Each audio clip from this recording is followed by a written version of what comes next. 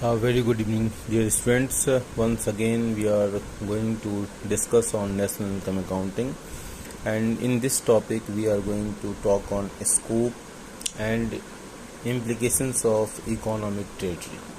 तो एक बार पुनः आप लोगों का स्वागत है और हम पढ़ते हैं scope of economic territory. Economic territory का क्या स्कोप है, इसका क्या इम्प्लीकेशंस हो सकता है हमारे नेशनल इनकम अकाउंटिंग और उसके एग्रीगेट्स को मेजर करने में।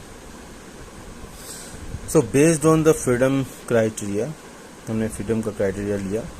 The scope of economic territory is defined to cover first political frontier including territorial water and air space. अगर हमारा ये देखिए पॉलिटिकल फ्रंटियर है मान लीजिए, तो ये जो वाटर स्पेस है ये भी इसमें शामिल होगा।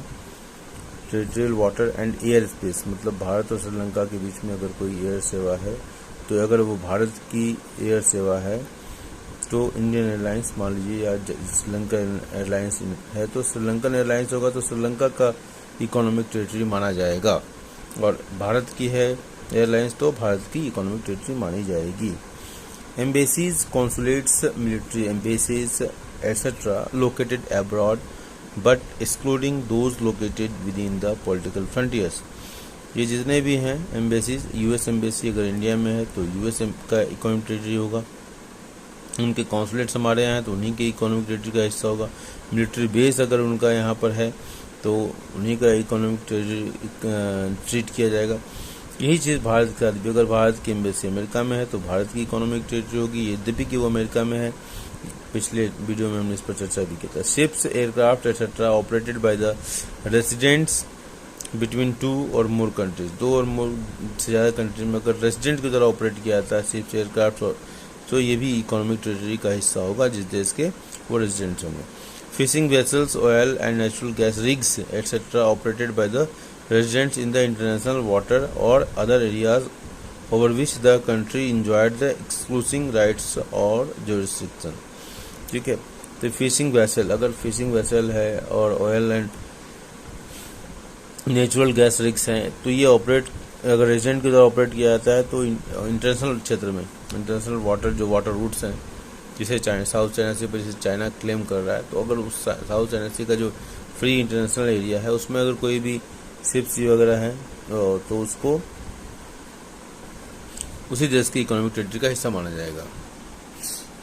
Now we will study about the implications of economic territory.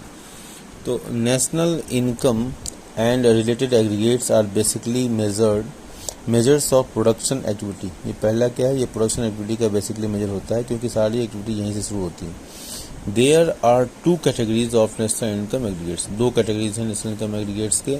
पहला क्या है, domestic